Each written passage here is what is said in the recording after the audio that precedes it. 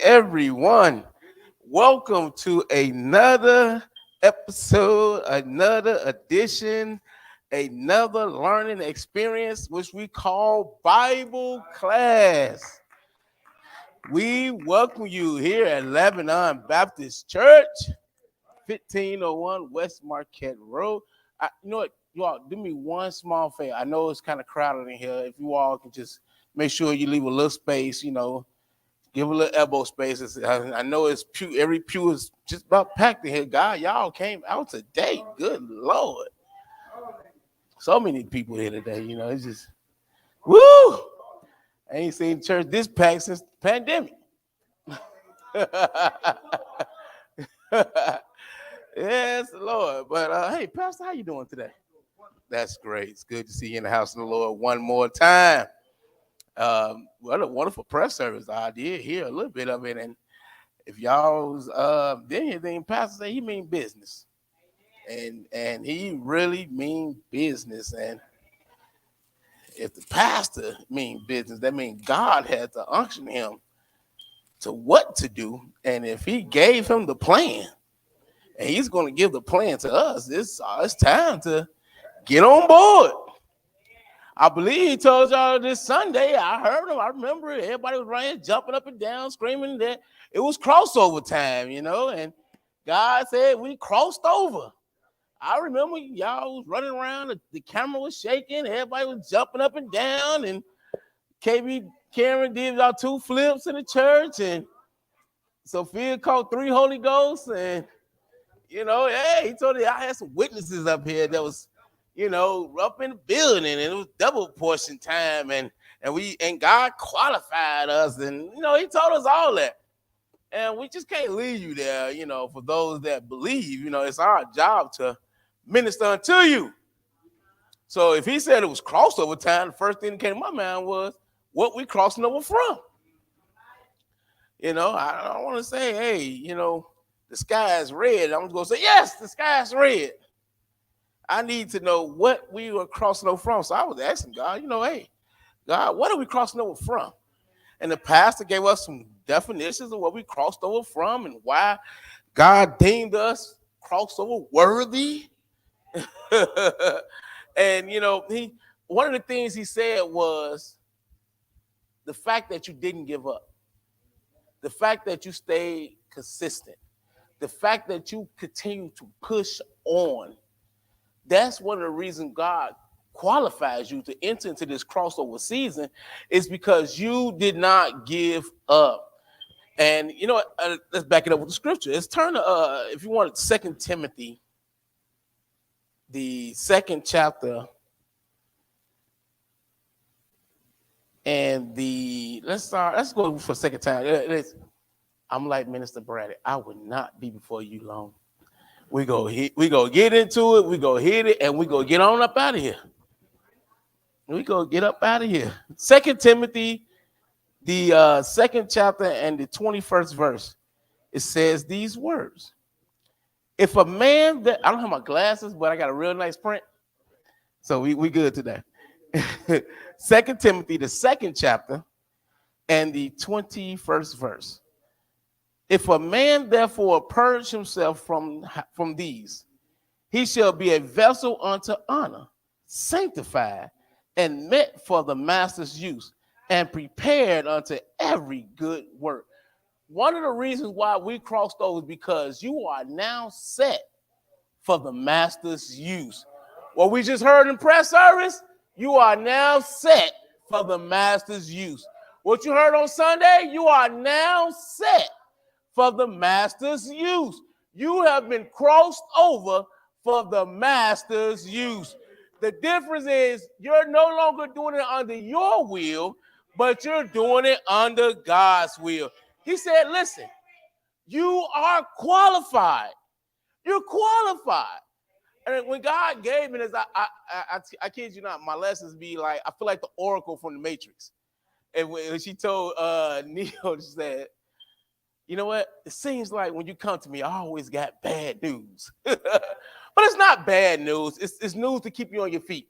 It's news to keep you wandering. It's news to keep you encouraged. Because God is not going to always come to you and say, A through Z. God is going to give you enough to get you started. Pray for you while you're getting through getting to D. And it's going to be a nice little gap that's going to make feel like you're alone when you're going from L to about P. But when you get past P and you feel God help, and God is beginning to flood you with his knowledge and flood you with his understanding, you can continue to go on. Saints, I'm here to let you know we in P right now. And in this crossover season, God is about to flood us with his knowledge. God is telling you that you are now set for the master's use. I thought about what he said. Pastor said, you've been qualified. And I'm beginning to ponder on what we call qualified rounds. And I began to think about what are qualified rounds. And when I thought about qualified rounds, I thought about, Pastor, when we played football at the park. You know, we didn't have the best equipment. We didn't have the best coaches. We didn't have the proper training. We got there and did what we did. But you can't take park mentality into the NFL. You can't take what you did in the park and try to use it in the NFL. The tactics are not the same. The equipment is not the same. The way you train is not the same. So in this qualified crossover realm, your mentality cannot be on park district. It has to be at the pro level. I'm letting you know, in this crossover season, your mindset has to be at pro level. We're talking about crossover, y'all. Okay, maybe you didn't get the sports. Let me help you out. There's a difference in what we call puppy love and being married. A difference with puppy love and being married. You know, puppy love, if she made me mad, I ain't going to talk to her for a couple of days. If she made me upset, guess what? I'm going to go find somebody that's going to make me happy. If I ain't like what she did, okay, I'm going to distance myself and go on about my business and find something that's going to keep me satisfied in puppy love. But when I decided to stand at the altar of God and made a vow to God that I'm going to love her, I can't leave when we get upset. If it's a disagreement, I got to learn how to shut up. I have to learn that it's better to let God work his thing out than to sit here and put my mouth on anything. Guess what? Sometimes you have to understand in a marriage, if God is working on the individual, it's nothing you can do about it. You have to take a step back, pray for her strength, and leave it alone.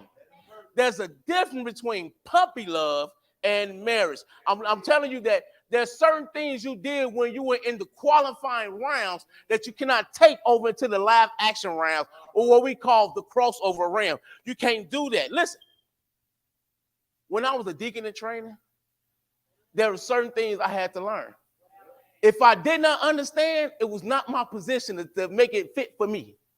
When I had to complain about being at church all day long, I was not in position to say, y'all got to go. I was in training. I had to sit there and listen to everything Deacon Henderson said. What? He was over us. Even if I disagree with what he said, it was not my position to have an opinion. Why? I was in training. Even as a minister, I'm in training. My pastor say, this is what we're doing. This is what we got to do. This is where we're going. This is where we go. I'm in training. But when I became qualified, when I became a deacon, when I became a minister, God then solidified your voice. Okay, deacon, I hear you. But let's look at it this way. Okay, pastor, I'm following you. Wherever you go. Hey, pastor, look here. You got people now. You ain't even got to deal with this no more. You have qualified people to take care of the job. Our pastor should have to baptize no more. He have 4 ministers that are qualified to do the job. Someone gets sick, there are qualified ministers to go out and speak to the elderly, to visit the elderly. There are qualified people in position that you no longer have to do that. But if he don't see the crossover, you will never see that you are qualified. But I thank God that he came down here Sunday to tell us that we are qualified. We are qualified. Let me listen.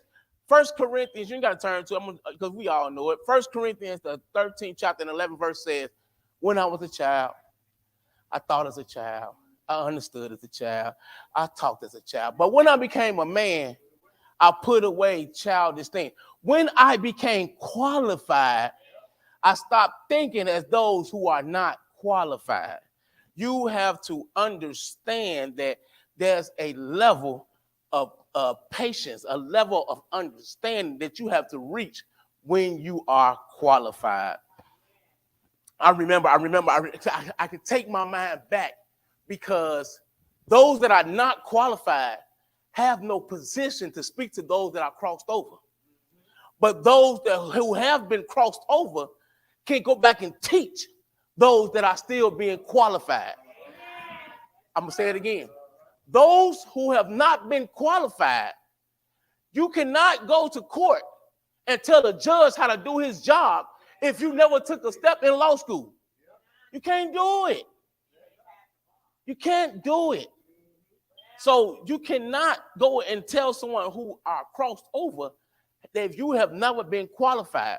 But those who have been qualified and has crossed over, it's your obligation to speak to those that are still being qualified. And what I want to say is this here. When I was in qualifying rounds, let's just name it as qualifying rounds. When I was in qualifying, listen, today we just gonna have a conversation, y'all. We're gonna talk. When I was in qualifying rounds, I thought fasting 2 hours was sufficient enough. I thought my time with God is just waking up, saying my morning prayer, and going about my business. I'm being truthful. I thought the secret place is my car driving to work.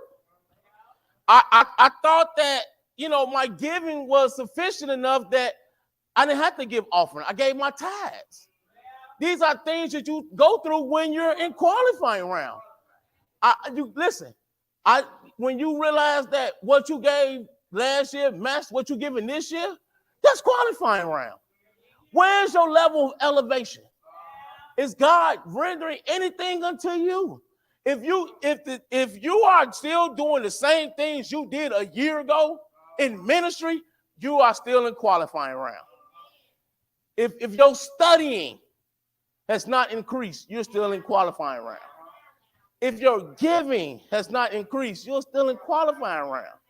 I was having a conversation with my daughter, Ashley, and I said, darling, they told us something a while ago. And they said, the difference between someone that gets A's and B's versus C's and D's is application. How are you applying yourself? How are you applying yourself? You have to understand that the opportunity is given to many, but what makes you stand out?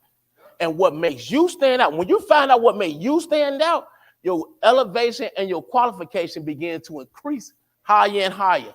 Because you realize exactly why God calls you. You will understand why God said your name instead of the next individual, because that's the realm of qualification that God put in you. Yes, you could be a great painter, but God may cause you to be a great carpenter. The two kind of go together in some areas, but God wants you to stand out in this particular area. But you have to understand that during the qualifying round and not in the crossover. Listen, your elevation will not be catapulted until you complete what is called the qualifying round.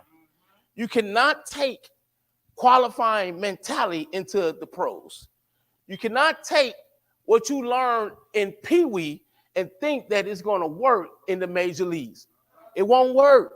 I can guarantee you this here. What the Me Too class is learning, the adult Sunday school class isn't teaching. I can guarantee you that.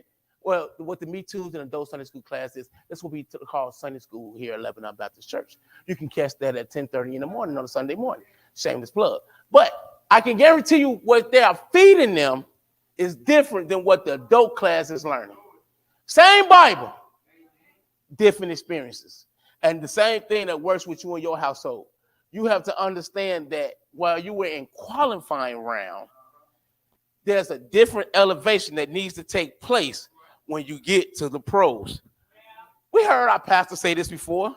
He said, listen, it's the same devil. There's no such thing as new level, new devil. You've been tricked, bamboozled, ran them up, led astray. It's the same devil. The Bible tells us what? The devil is seeking whom he may devour, right? He come to what? Steal, kill, destroy. There's no levels to that. But guess what he is looking to see, though? He's seeking who has been qualified or not. And what I mean by that is this here. If 90% of the church is crossed over and 10% isn't, he's going after that 10. Because that's the area where you should be at. That's where you should be operating in. So something got you stuck right here. Something got you stagnated. And his attention is coming to you in that area because you have not found out that the qualifying rounds have passed you over. You know what you are? You that individual where at the track meet and the guy shoot the gun, everybody took off but you. You waiting for a special invitation to take off. So guess where everybody's attention at now? Why you ain't ran? What you waiting for? Listen, you have to understand that the qualifying round has an expiration date. You are not to stay in the qualifying round for long. It has an expiration date. Bless you. Qualifying round. You have to recognize that the enemy knows you have power.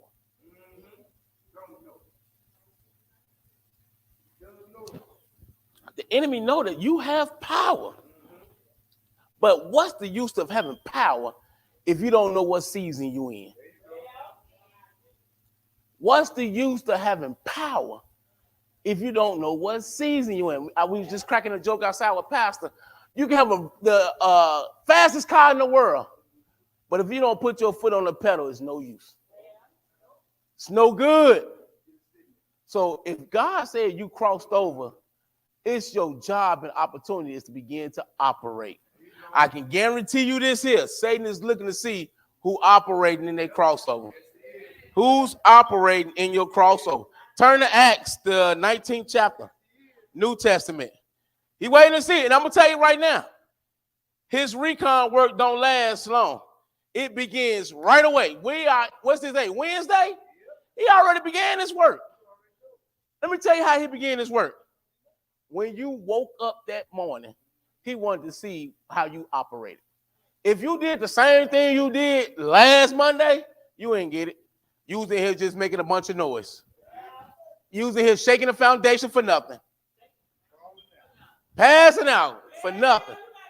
Because you did not begin to operate in your power. Acts the 19th chapter. And let's read right there at the 15th verse. It says these words. Acts 19 and 15. That's in the New Testament. And the evil spirit answered and said, we're just going to paraphrase real quick. We're going to skip down. He said, Jesus I know, and Paul I know, but who are you? Let me help you guys out. The pastor crossed over. I saw him. I saw the Spirit give it to him. A couple of ministers crossed over. I saw him when the Spirit fell on them. But who are you? Did you begin to operate in your crossover season? What did God minister unto you? I tell y'all this all the time. When you hear Sunday, go back and watch it over again. And then when you watch it over again, ask God exactly how does this apply to you? You know what? One thing I do when I'm at home, before I call in the morning, and I heard the message, I'm going to say, Lord, minister unto me before I hear what he said. He's going to expound on the message on the next day. If I spoke, he's going to get up there and say, you know what? This is what I heard from my message. Or Kenny spoke. This is what I heard from Kenny's message. Or Minister Brett, this is what I heard from her message. This is what I got out of it. What do you get out of it? Every day, are we going to continue to allow him to speak that to us? Because God gave that to him. But what is God giving you? He said, hey, I know Jesus and I know Paul. But who is Ashley? Who is Denise? Who is Adriana? Who is Chancellor? And the other 60 people that's here. Who are you? Are you in your crossover season?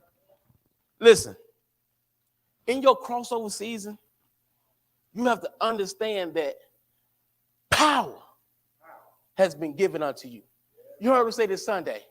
Power is given unto you. Have anybody else played the game Mario Brothers before? Raise your hand. I love Mario Brothers, right? In the game of Mario Brothers, did you all notice that when you are the smaller version of Mario, you're limited to what you can do versus when you're the bigger Mario? The smaller Mario couldn't break bricks, could he? Couldn't break bricks. But when we got the bigger version of Mario, he can break bricks, jump higher, spin around, do it all, right? What I'm trying to tell you is, in this crossover season, you are that big Mario. Don't let the enemy tell you that you are still small.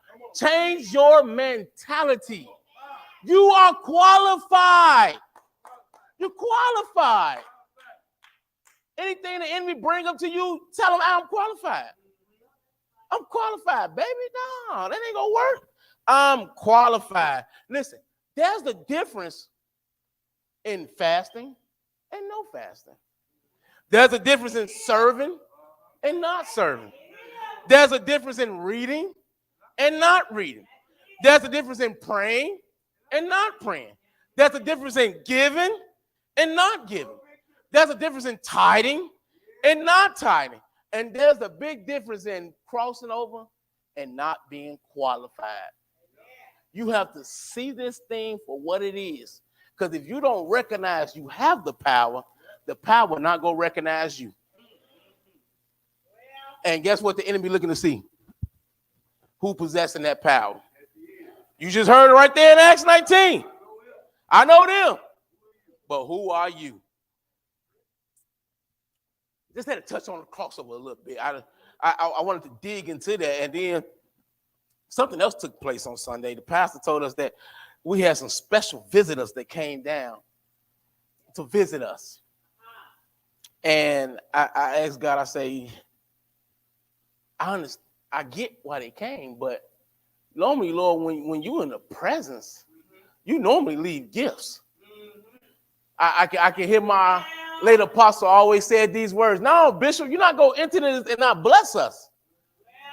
And I don't think for a doubt that we had visitors and they didn't come to bring gifts. But if you are still in qualifying round, your mindset don't focus on that. But I'm going to help you out.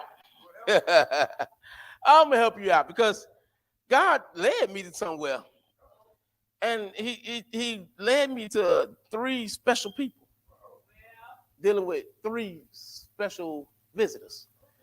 And we're going to talk a little bit about Brother Moses, talk about Brother Elijah, and Brother Paul.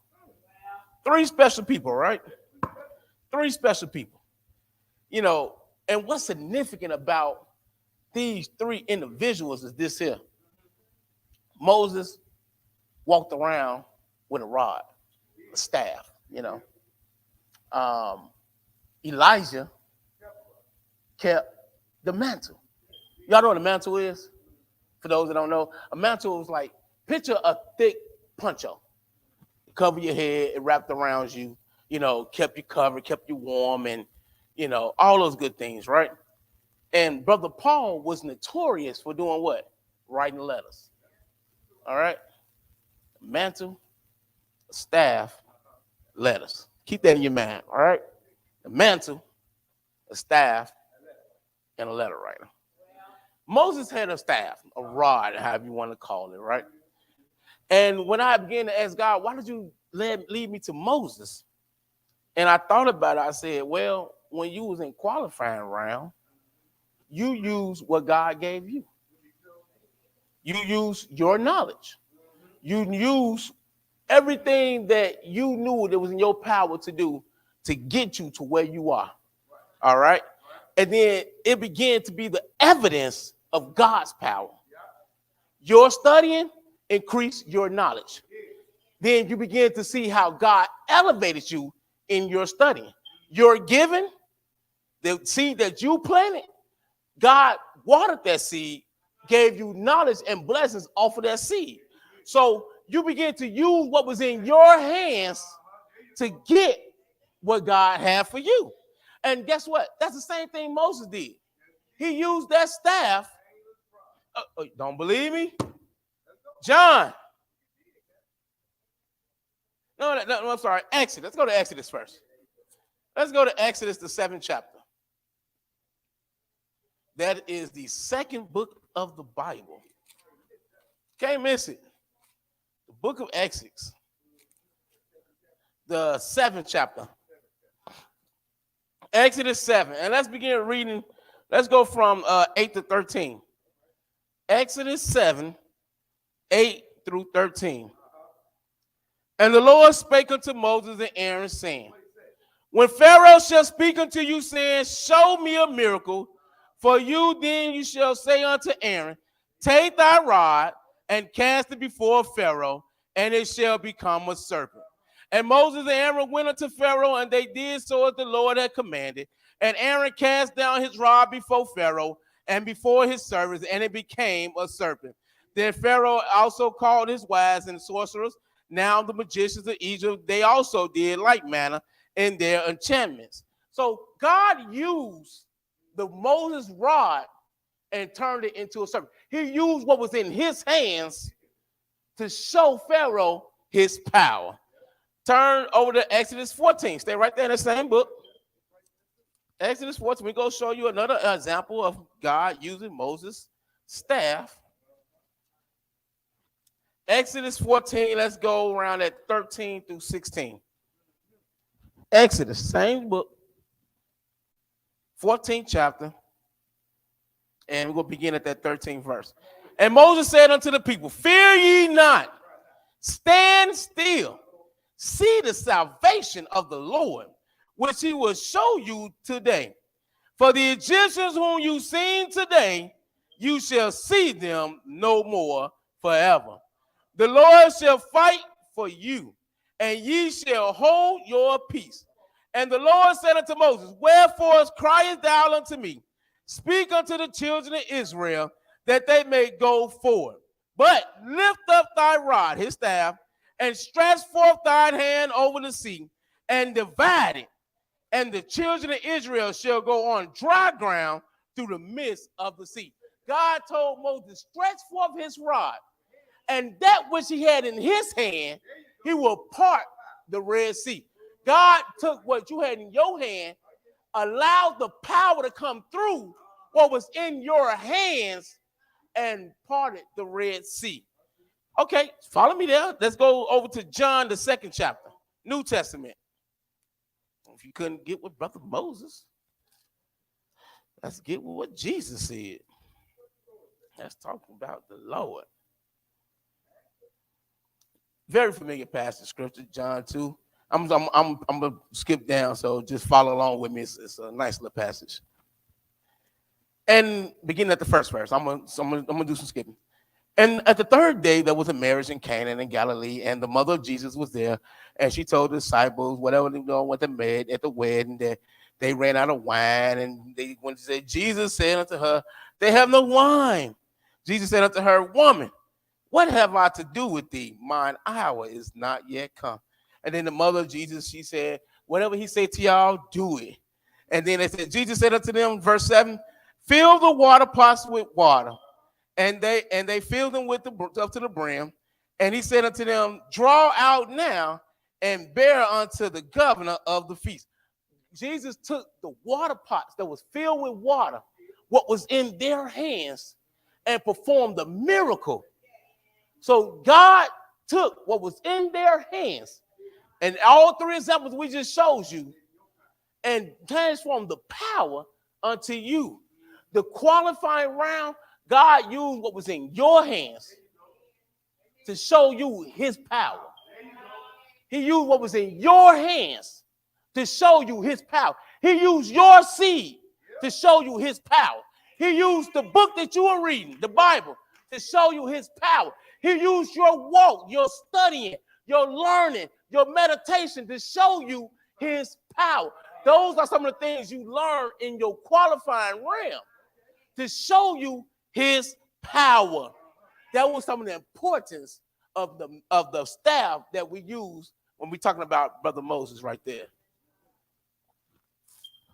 Then another example we talked about was Brother Elijah. Remember, the staff was God using what was in your hands to show forth his power. It's the evidence of God's power, okay? But the mantle was meant for covering. And the covering that was meant for was to cover you while you operate. You hear me? It's to cover you while you are operating. It's God moving on you while you are moving in his word. It's a covering. And I'm going to give you a couple examples of God's covering. Deuteronomy. Let's still, come on. Well, in fact, you know what? Let's stay right here in the New Testament. Let's go to Matthew, the 28. I'm going to zoom past these, y'all. Let's zoom past these. Matthew 28, that's the last chapter of the book. Matthew 28 and the 28th verse. We talk about a covering, okay, y'all? How does this mantle cover us in this qualifying realm? Matthew 28 and 20. The very last verse, the very last chapter of Matthew, which is the first book of the New Testament. It says, teaching them to observe all things whatsoever I have commanded you. Here's the covering. And lo, I am with you always, even unto the end of the world. That's God's covering.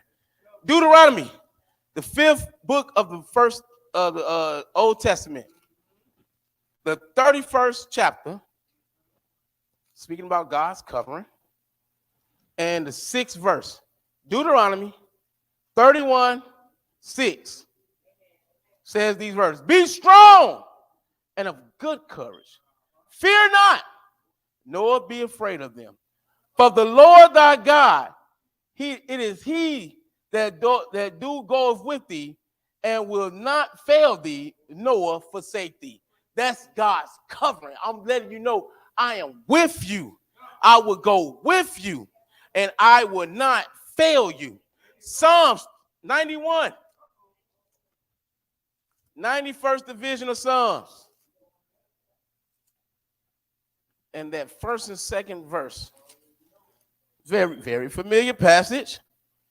He that dwelleth in the secret place of the Most High shall abide under the shadow of the Almighty. I will say of the Lord, he is my what? Refuge and my fortress. My God, in him will I trust. God's covering. Psalms 27. Oh, yeah, we know that one, don't we? Let's just go for that for the sake of time, the first and second verse. Psalms 27. We going somewhere, y'all. We almost done. The Lord is my light and my salvation. Whom shall I fear? The Lord is the strength of my life. Of whom shall I be afraid? When the wicked, even my enemy and my foes, came upon me to eat up my flesh, they what? God's covering over you. Letting you know if you working in me, those that come against you will stumble and fall. God's covering. So the purpose of the mantle was to let you know while you're, listen to me, while you're operating in him, he got you. In this crossover season, while you're operating in him, he got you. There's certain things that won't come nigh to you because he got you. You're covered while you're operating in him. Then we talked about Brother Paul. And in the New Testament, the Apostle Paul wrote a lot of letters. Oh, a lot of letters. And Apostle Paul walked around with a lad by the name of Timothy. And he began to show Timothy a lot of different things. And as he began to write, he was there instructing Timothy on what to say and how to do it. And when we talk about these letters and the purpose of these letters, we're talking about shaping your predecessor. Shaping your predecessor. In football, you have what is called a starting quarterback. Then you have a second string quarterback and maybe a third string quarterback. While the starting quarterback is in play, it's the second string and the third string job to stay focused. Watch, learn, watch the defense. Because at any given moment, you can get put in a game. If one get hurt, they're calling on you to come in and do the same duty, or if not better than the next one that was up in place. So what Paul's job was, Paul began to tell Timothy, hey, I ain't going to be before you long. But I'm here to let you know this is how you begin to operate. Well, he said these words. Okay, you don't believe me? All right, turn to 2 Timothy. Let me just show you. Let me show you. 2 Timothy, the 4th chapter. That's in the New Testament.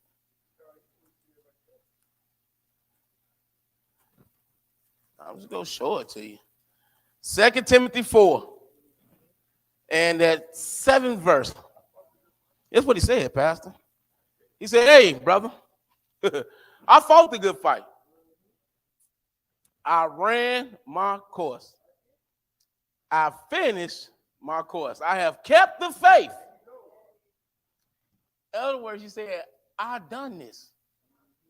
I did what God required for me to do.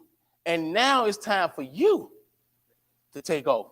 It's time for you to operate. Guess what? That was blessed upon us. When Pastor talked about those 3 witnesses, guess what? That's the testimony that all 3 of them had. They ran their course.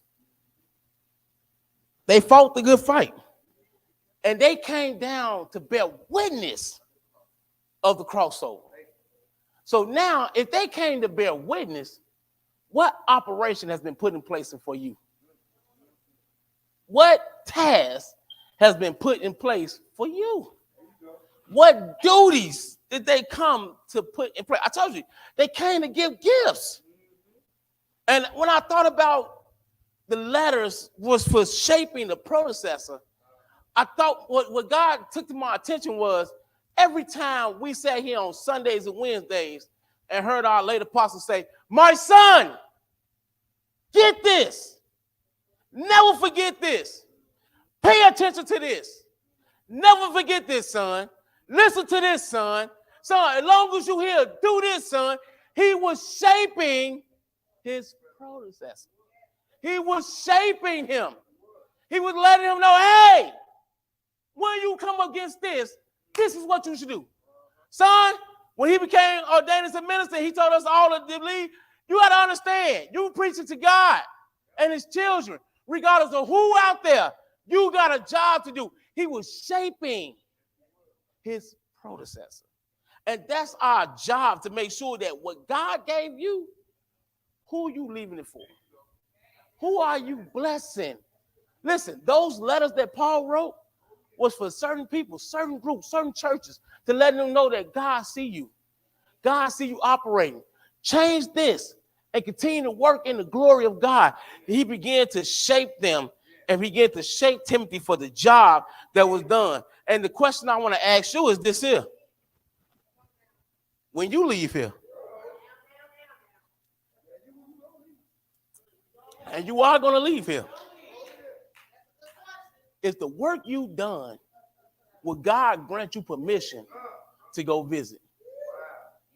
To bear witness of the word and the seeds that you sown. Will God give you that? Okay, let me help you out. Turn to Luke. Turn to Luke. Brother Luke, the 16th chapter. And I'm just going to read the 31st verse. Luke 16 and 31. He said, and he said unto him, if they hear not Moses and the prophets, neither would they persuade through the one rose from the dead. This is a story where he said, let me go back and tell my brothers. Let me tell them that, you know what I'm saying? You real, God. Let me go say, listen, when you leave here, are you leaving with regrets? Or are you leaving with a granted permission slip? What are you coming to bear witness of?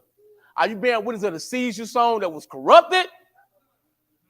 Or are you bearing witness to the blessings that God has bestowed down upon you? That's something to think about. So, let me wrap this up. Because I said they came bearing gifts, right? I said they came bearing gifts. He talked about Reverend Clinkscales. And when I'm thinking about Reverend Clinkscales, I thought about that staff that Moses had, that he used what he had. Listen, he started the church. He used what he had. And God blessed him. That 66 years later, we still stand. We still stand. I thank God for Reverend Clinkscales staying true to the crossover, staying true to the movement that you and I stand, and Lebanon Baptist Church still stand today. I thank God for him using his staff. I thank God for Mother Jackson using her mantle, that she was praying when others wasn't praying. She was giving when others wasn't giving. She was coming when others wasn't coming. She knew that if I prayed, I could cover them. If I came, I could cover them. She prayed for that grandchild that was led astray. She prayed for that member that she didn't see in 2 weeks. Sometimes we go here, we don't see member, we don't know what's going on. But Mother Jackson was operating. If you ever seen her, she had notes from years and years. She kept every door we went through. She was covering you. And the spirit that she left, the gift that she left, was that mantle. Who gonna pick it up? Who gonna pick up the mantle that she left? Who gonna pick up the staff that Reverend Clinkscales left? We talked about the covering that Mother Jackson left.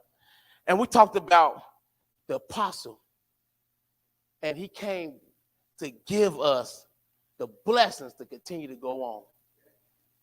He said, take what you learn and apply it. If you listen to me, listen to him. If you work with me, work with him. If you went with me, go with him. Are you operating in that gift? And the blessing of all that, and this is what blew me away. Moses gave his staff to Aaron. Elijah blessed his mantle to Elisha. And Paul blessed Timothy with the letters. The blessing of it all is, when you have been converted, are you giving back?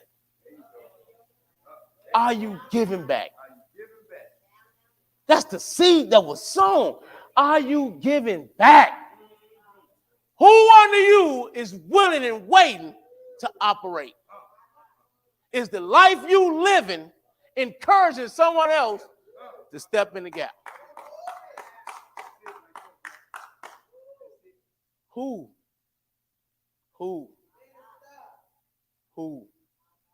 in this crossover season, someone is watching you. Someone is saying, I want to be a minister like Miss Bradley. I want to be a pastor like Pastor Julius. Who? You ought to take somebody by the wing and encourage them. Because I want to be like Elisha. Wherever you go, I want to get that double fold blessing. I'm with you for that double portion that you're going to leave me. But Elijah said, you got to be there. When I give it, you got to be there. That means you got to be right here with me. Guess what? Aaron followed Moses. Timothy followed Paul. And Elisha followed Elijah. Are you in position to receive those blessings that was given unto them? If you got to get it, can't stand qualifying rounds longer. But if you continue to move forward and work the plan that was put in place in front of you, I guarantee you someone's watching and they waiting Wait, listen, they're going to take your place one way or another. If you lead them to it, or God take it away from you. I would rather shape the person that's coming in my footsteps than God sit you down and put them in there.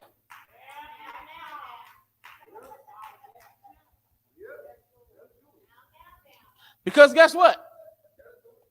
I'm going to serve notice for you. The seed they left, it'll fall on who's willing. Who's willing? I told my daughter this when we came in here. I was at a job for 10 plus years and never got promoted. Never got promoted. In 10 years. Trained everybody that they wanted to put in my place. Because they feared if I get trained, if I get promoted, no one would be like me. But if he trained everybody to be like him, we'll be great. But when I left that job and went to my other job, within 6 months, I was running $1 million store. Yeah, they did. Well, touch not my anointing. But need to do my profit hard. They had to deal with that themselves. But I had to stay focused and understand that the task that was put in place in front of me. I got a job. Listen. Thank you, Karen Spirit.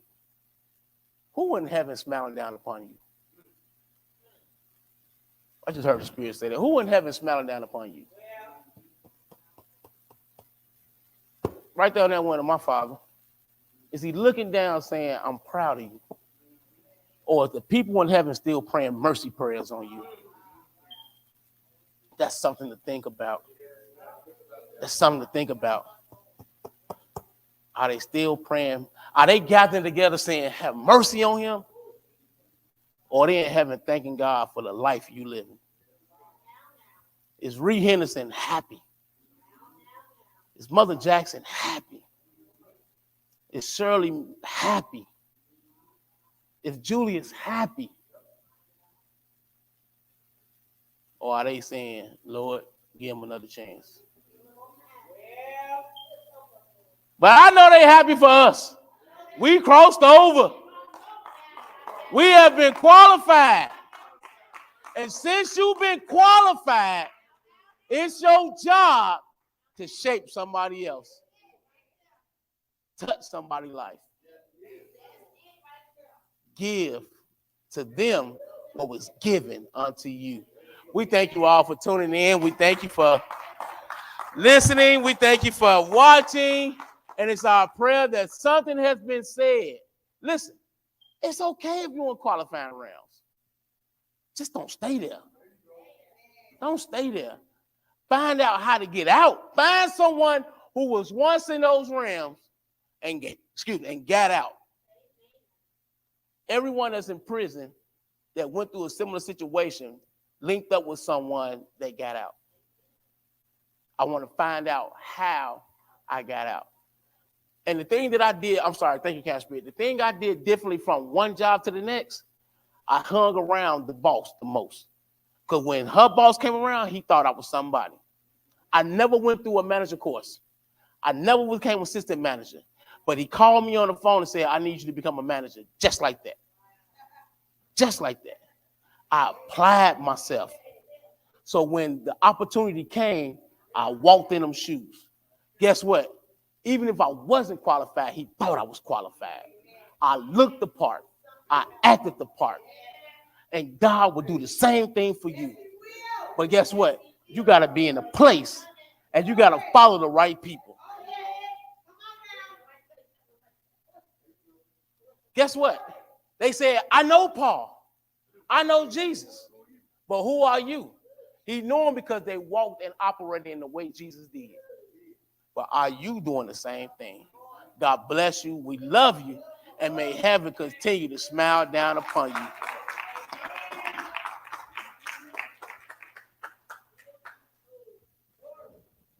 Amen. Let us stand.